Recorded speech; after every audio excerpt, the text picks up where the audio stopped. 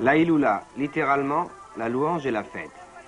C'est le nom que porte traditionnellement une des fêtes les plus pittoresques du calendrier juif, Lag BaOmer, qui a été célébrée vendredi dernier. C'est tout particulièrement dans la vie religieuse de nos frères originaires d'Afrique du Nord un moment de joie, de liesse populaire et de retrouvailles.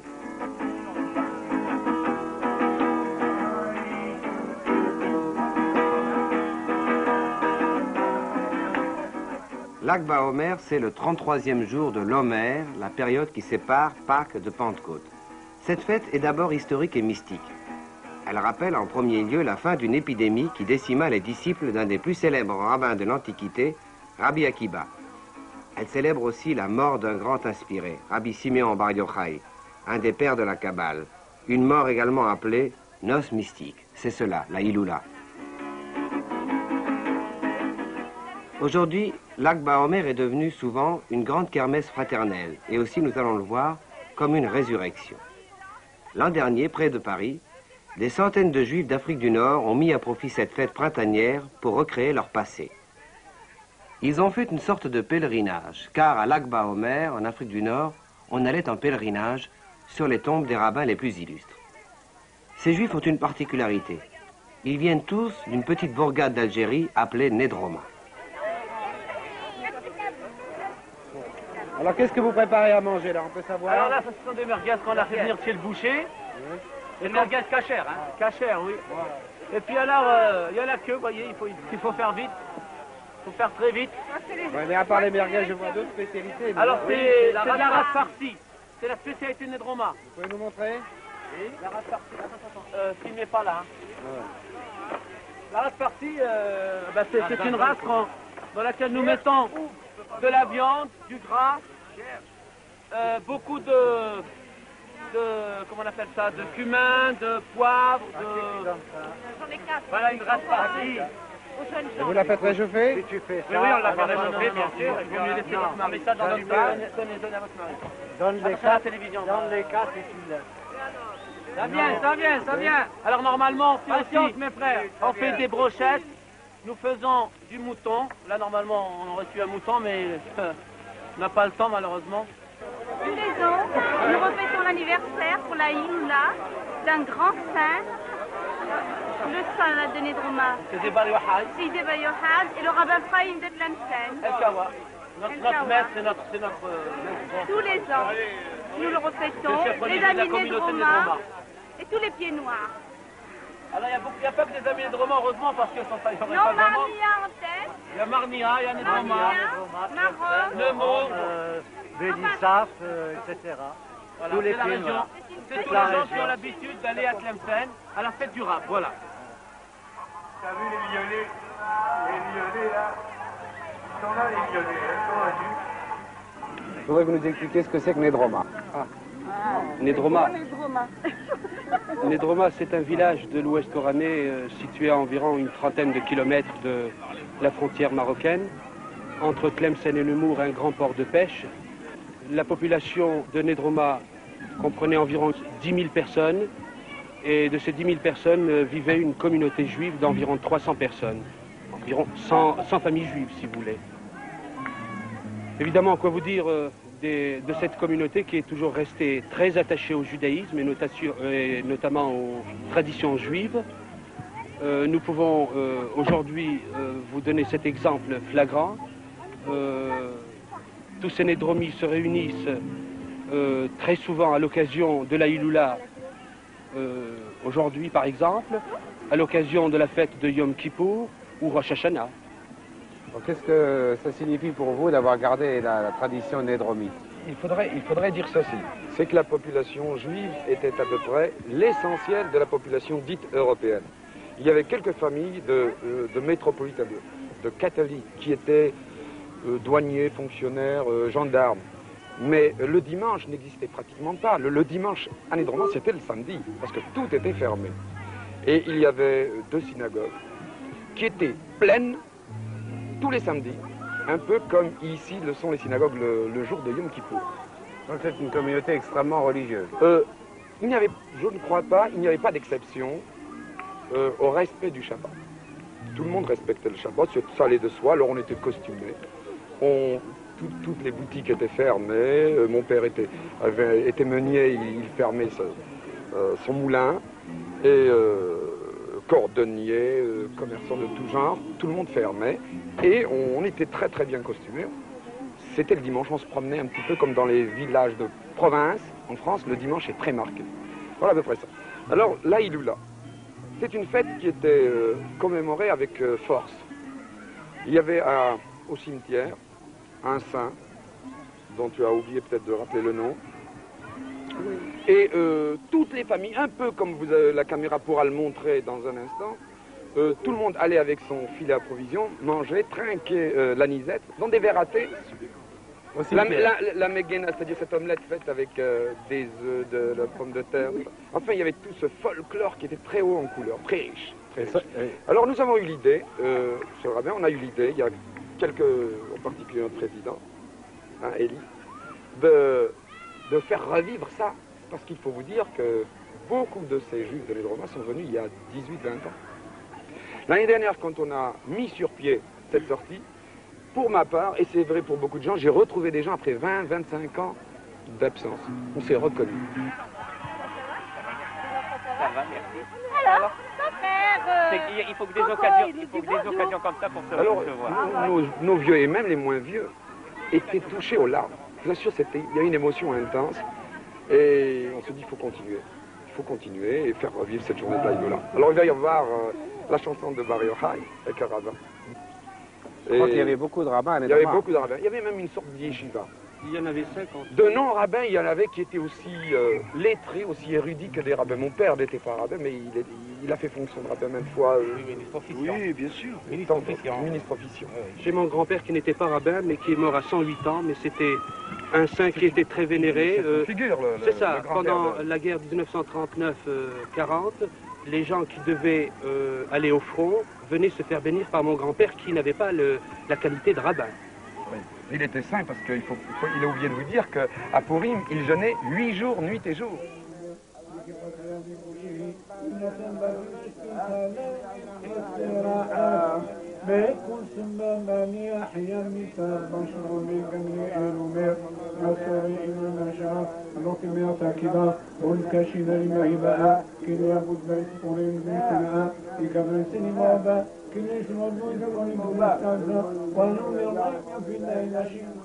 Le dernier rabbin de Nedroma vit aujourd'hui près de Paris. C'est lui qui récite la prière de l'après-midi, accompagné, selon la tradition, par tous les fidèles dans cette synagogue improvisée. Et nous retrouvons ainsi la liturgie, chaude et ensoleillée, d'un monde où le temps jouait peu, et où, si l'on ose dire, on se faisait plaisir en prenant tout son temps pour s'épancher devant son Créateur.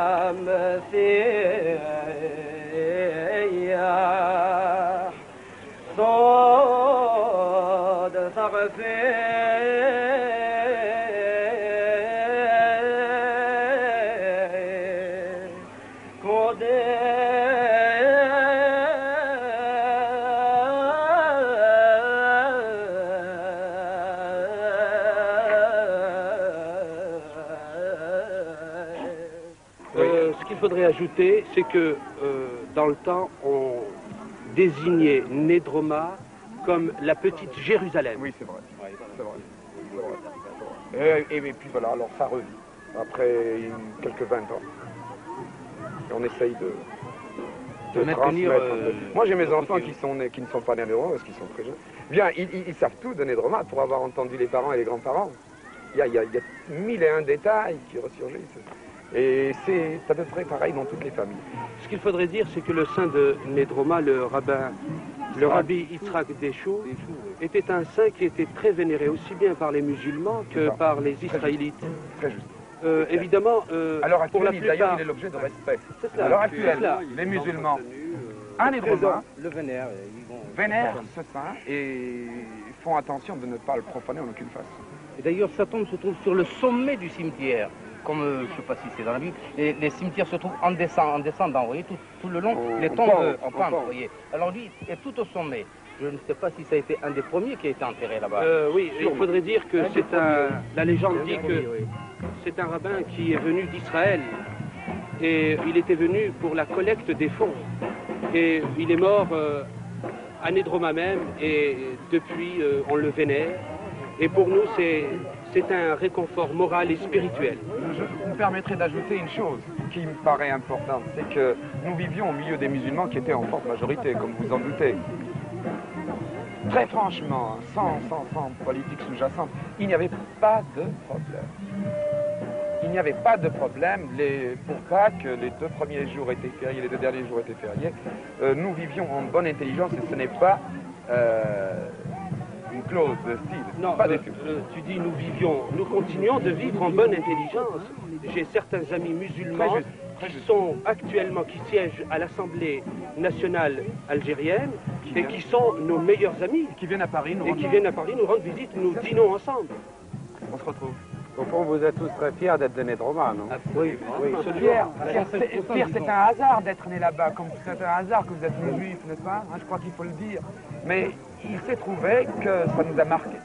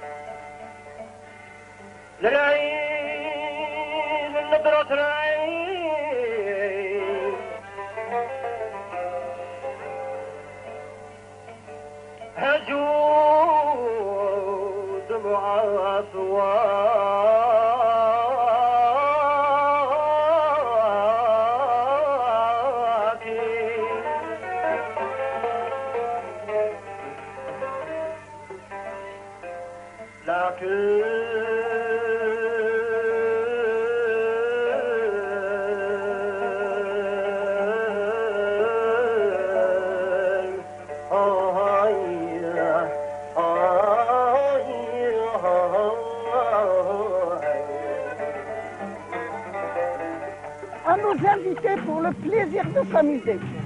Je vous jure, sans nous payer, sans rien, nous le plaisir de s'amuser, on nous invite. Oui, mais moi je danse mieux qu'elle. Hein. Moi je remue mieux qu'elle. Elle ne remue pas assez. Ah bon? Ah oui, moi je la danse bien là. Suivante. Ah, ils vont se déguiser comme ça, déguisés dans les rôles. Allez, essaye de danser de maison. Comme ça, et quand il y avait des fêtes, il y a des mariages. les fêtes chez nous, c'était... Alors, il y a quand des on faisait mariages. une fête, il faut que tous les Dromas viennent, aussi bien les indigènes que les catholiques, que les juifs. Cette fête-là, mon ami, c'est... Ah oui. Et quand le cortège passait, les Arabes fermaient boutique, ils se mettaient au garde à vous, ils saluaient ce corps funéraire qui passait. C'était vraiment quelque chose de touchant. Il y a même une mauresse de Nedroma qui a dit ici, ici les Moulineaux. Moi j'allais chaque fois chez elle, elle a eu un petit garçon, elle m'offre chaque fois du thé, des gâteaux, moi je vais lui faire des gâteaux aussi.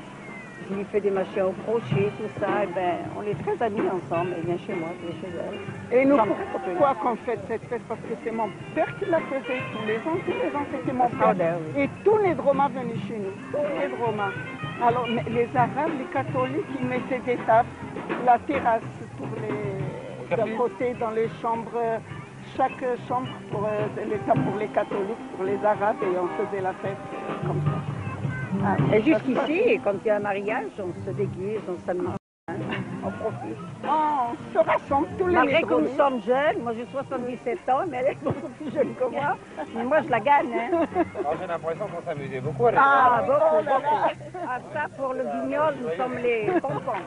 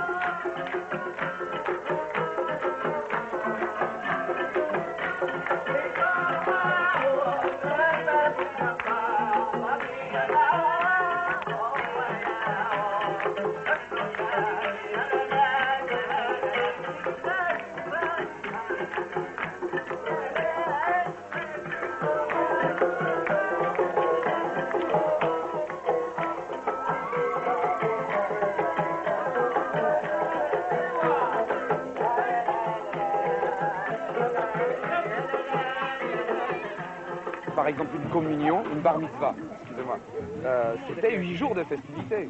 Il y a ces espèces de tréteaux avec des planches. Et puis, alors, il y a des anecdotes, il y a du folklore. Le veau qu'on amène avec un foulard vert, puis que le rabbin sacrifiait. Ah oui, il rentrait chez nous, le veau, et... Pourtant, les gens n'étaient pas riches. Mais les gens n'étaient pas riches. Je ne peux pas m'amuser à vous dire combien gagnait mon père, parce que le franc a varié, ça ne donnerait pas une idée exacte. Mais on vivait de très très peu. Il y avait une certaine... On était un peu frustrés, mais en même temps... Est-ce qu'on mangeait de la viande tous les jours? Ah oui, bien sûr. Mais du montant, la plupart du montant. Écoutez, c'était des bas morceaux en général. Ce n'est pas du tout la consommation de la viande telle que nous la connaissons. Ah, non. Nous vivions d'une manière assez fruste.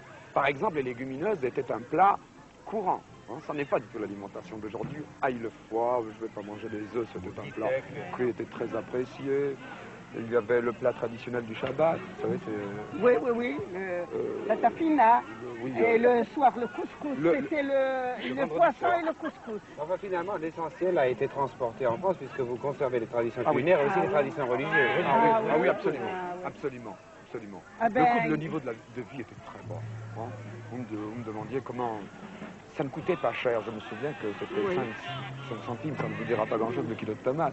C'est bien ce pays du soleil. On ne payait pas les tomates au prix où c'est ici. Moi d'ailleurs quand je suis arrivé en 62, lors de l'exode général, il a fallu s'adapter. On n'était absolument pas habitué au prix de métropole. Alors les gens vivaient avec très peu. Écoutez, un exemple, mon père en 62 avant de venir vivait avec 25 000 francs, ancien genre. Ça vous dit quelque chose, il y a 10 ans de ça. Quel est le Français qui pouvait vivre avec cette somme? C'est un monde aussi où régnait beaucoup d'amour du prochain. Absolument. Nous n'étions pas... Les gens s'aimaient à Nédron. Ah oui, écoutez, on ne vivait pas dans les appartements, tout le monde était dehors. Celui qui fait une fête, il faut qu'il rassemble tout le monde. Tout le monde se rassemble. Il n'y avait pas des petites disputes comme il y a des brouilles de famille, comme il y en a partout. Si, pourquoi pas? Si, les gens n'étaient pas des saints. Les gens n'étaient pas des saints. Bien sûr qu'il y avait des brouilles. Quelquefois, ça avait un caractère d'ailleurs assez comique. On ne tenait pas compte des histoires. Et c'était peut-être parce que tout le monde vivait en imbriqué. Ce qui se passait chez l'un, tout le monde le savait. Ça, c'est classique.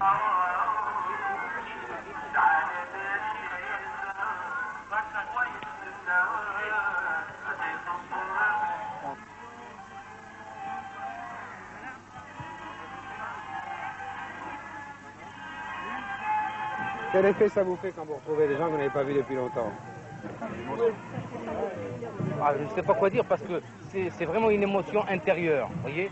Alors, comme monsieur, là, que je n'arrivais pas à reconnaître, et finalement, c'est lui qui avait mis un nom sur moi, mais c'est Henri Lévy, ça. Ça fait énormément plaisir de se revoir au bout de 25 ans. Vous avez l'impression d'être déraciné à Paris? Un petit peu, oui, un petit peu. Enfin, pour ne pas dire beaucoup. Hein. Oui, parce que ça n'est pas du tout la même ambiance. Nédroma, c'était... je ne sais pas comment expliquer, Nédroma. Une fois la journée terminée, on se retrouvait entre amis, enfin, à la synagogue. Vous voyez, c'était surtout la synagogue qui était toujours là. Dieu, enfin, toutes ces présences de fêtes, Shabbat, journalier, enfin, tout était là-dedans. Enfin, je ne sais pas comment bien expliquer ça. Vous regrettez Nédroma, au fond? Dans un sens, oui. Parce que Nédroma, c'était quand même un petit trou assez perdu. On était un petit peu éloigné des grandes villes. Voilà. Et Paris, bien sûr, la France, c'est un autre monde, un autre univers.